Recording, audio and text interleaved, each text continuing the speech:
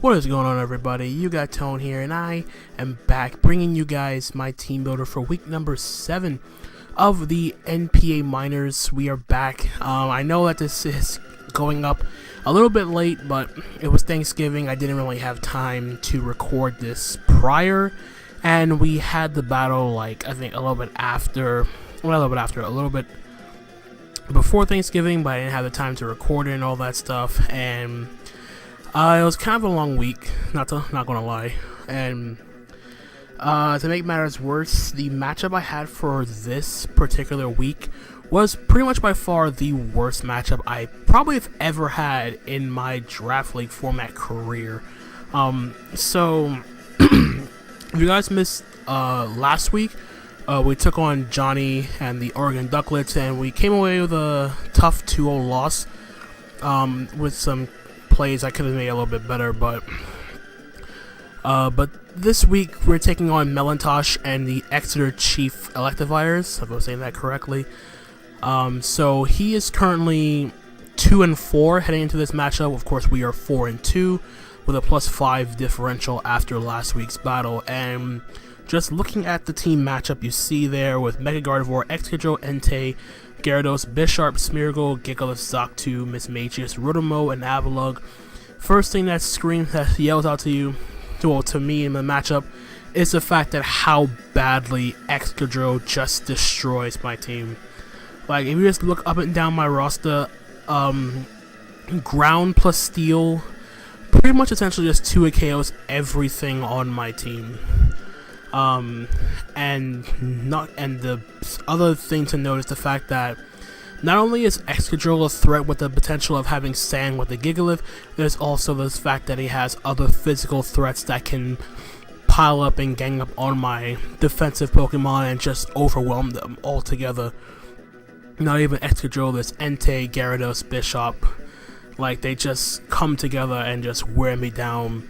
There's a physical onslaught by those 4 Pokemon alone, and then the fact that he has Mega Gardevoir just to clean up or just be the main wall breaker is just extremely annoying. And on top of that, he also has Smeargle, which he can also bring for potential Sticky Web, which is bad for me considering the fact that my team has no real hazard remover outside of Crobat, and he has a Bisharp, so I can't bring Defog. And even worse is when it came to me trying to build a team to best take on the matchup, there were automatically 5 Pokemon that I automatically could not bring to this game. So just gonna run it down. The 5 Pokemon I couldn't bring. The first one is Clefable. I could have brought Berry Clefable, but Berry only takes, that's weaken 1 super effective steel type attack, and he has he has Excadrill plus Bisharp, and I'm gonna get overwhelmed. But Clefable's gonna get overwhelmed between Excadrill, between Bisharp, Gyarados, Entei, and Mega Gardevoir all at once. There's no way Clefable's gonna hold up that well. Volcarona was number 2, mainly because of the fact that Excadrill can outspeed my Volcarona, beat offensive check and click Rock Slide. I could bring Berry, but at the same time, if I'm weakened enough, I can get rid of Excadrill, but at the same time, I have to deal with Gyarados. If I'm not set up, it's like a Scarf Gyarados, which I don't really think, but it's a possibility. And Bisharp can pick me off of its Sucker Punch, and if I get the Flame Body, he could be Lumberry and all that stuff. So I couldn't bring Volcarona. Number 3 was Doublade. I kind of wanted to bring Doublade, but at the same time, there's, again, the physical onslaught just has a terrible matchup between Entei, Excadrill, Bisharp, EQ, Gyarados. And Mismagius. There was really nothing I can do for Doublade here, especially in Shadow Ball Mega Gardevoir. Not to leave that out. Number 6 was Cradilly. Cradilly had somewhat of a matchup, but at the same time, again, Ironhead, at least it would have checked the Gyarados instead of preventing it from just spamming Waterfall. But other than that, Cradilly didn't really have much of a good matchup outside of that. And the last Pokemon was Musharna, mainly because its recovery gets mitigated because of the Sandstorm that Gigalith sets. So it wouldn't really do me that good in the long run, plus the Bisharp can wear it down and all that stuff.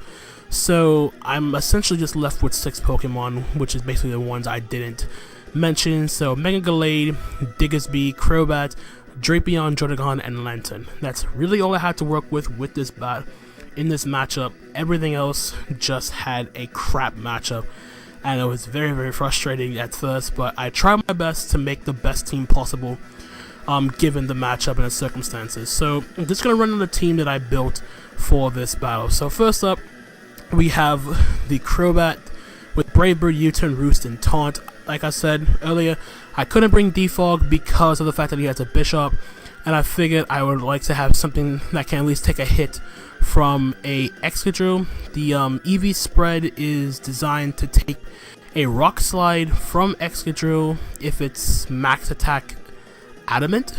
I'm pretty sure that's the case. I'm bringing up speed on this to outrun the... I'm pretty positive it's either... I'm pretty sure that's Mismagius. I'm definitely outspeeding Mismagius with this investment. It's his fastest non-Scarf Pokemon on Excadrill outside of Sand, all that stuff. So basically, the idea with Crobat is to just come and try to check his physical threats. Taunt is here mainly so Smeargle doesn't just leads off and clicks webs or whatnot. Like I said, no default because he has a Bisharp, don't want to get him a free +2. Roost to keep it healthy, and U-Turn for the momentum. So pretty straightforward with the Crobat here. Next up we have the Mega Gallade. I was really on the fence between running this set and running something like another Taunter for the Smeargle, because this does force out the Smeargle. Gallade can also take a hit from Excadrill if he doesn't bring a Z move or he's not Life Orb or any of that stuff. But I figured the coverage would be a lot more mandatory to be a lot more of a threat in the long run. So we have Close Combat, Poison Jab, Knockoff, and Thunder Punch. Coverage just to hit as much of his team as possible. Poison Jab for the Mega Gardevoir and the Rotom-Mow. Knockoff is there for the Mismagius, and Thunder Punch deals with the Gyarados. So running Jolly with enough speed to outrun the Mismagius, max attack, and the rest is in HP. So that is Mega Gallade. Next up we have the Jordagon with the Mega Berry, Mold Breaker, Stealth Rock, Glare, Gunk Shot, Fire Punch. This is my best bet to hit as much of his team as I possibly can. Gunk Shot for the Mega Gardevoir. If I try to catch it on the switch, I can hit it with a Gunk Shot. And Fire Punch is to make sure that Bisharp does not get a free Swords Dance in my face. Mago Berry is here with leftovers because, like I said, my switch-ins for his physical attackers are very, very slim, and at the very least I want to try to get that extra 50% back if Jordagon is running low on health. So just a very straightforward max HP, max defense, Impish Nature, take those physical hits as best as I possibly could. Nothing really much else to say there. And then of course Mold Breaker is just here so I can at least get up rocks if he decides to bring Zoctu in the battle. So that is a Jordagon.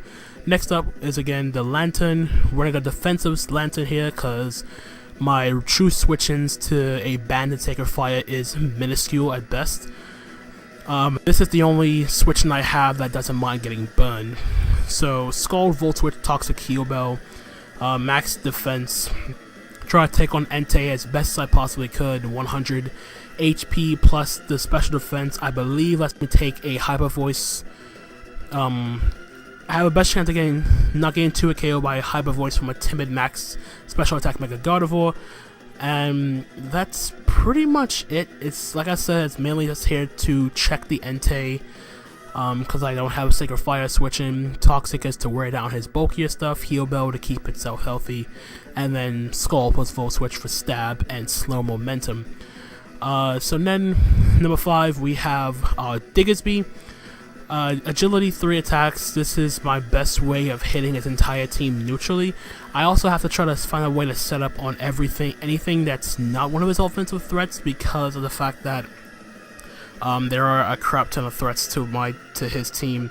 And just looking at the matchup Diggersby has, it can essentially 2 KO everything, but I have to be careful about a bulky Gyarados, and it's also the fact that he has to have an Avalugg. I'm not really expecting Avalugg in this battle, but at the same time, it is a possibility. But Return plus Earthquake plus Knockoff gives me the best possible coverage against the entire team. So we're running Jolly max attack.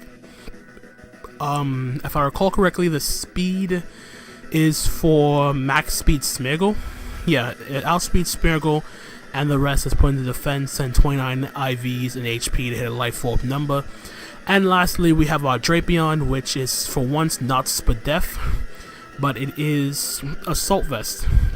I kind of wanted to run Taunt on this too, but I figured because of the fact that my Mega Gardevoir switch-ins are extremely slim because of how physically defensive the team ended up becoming, I figured I wanted to have something that can at least take one hit from Mega Gardevoir and then retaliate with an attack. So that's what the Drapion is designed to do.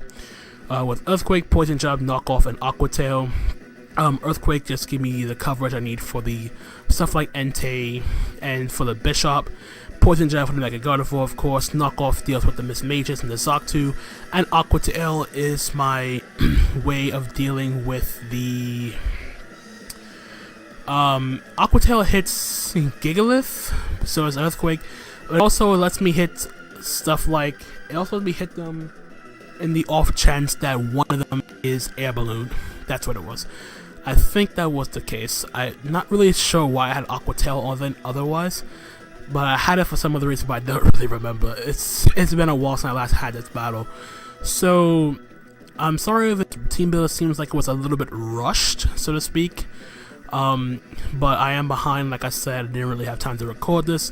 So, the team builder will be up on Monday, and the battle itself will be up the same day, just to keep up with the uploads on my end.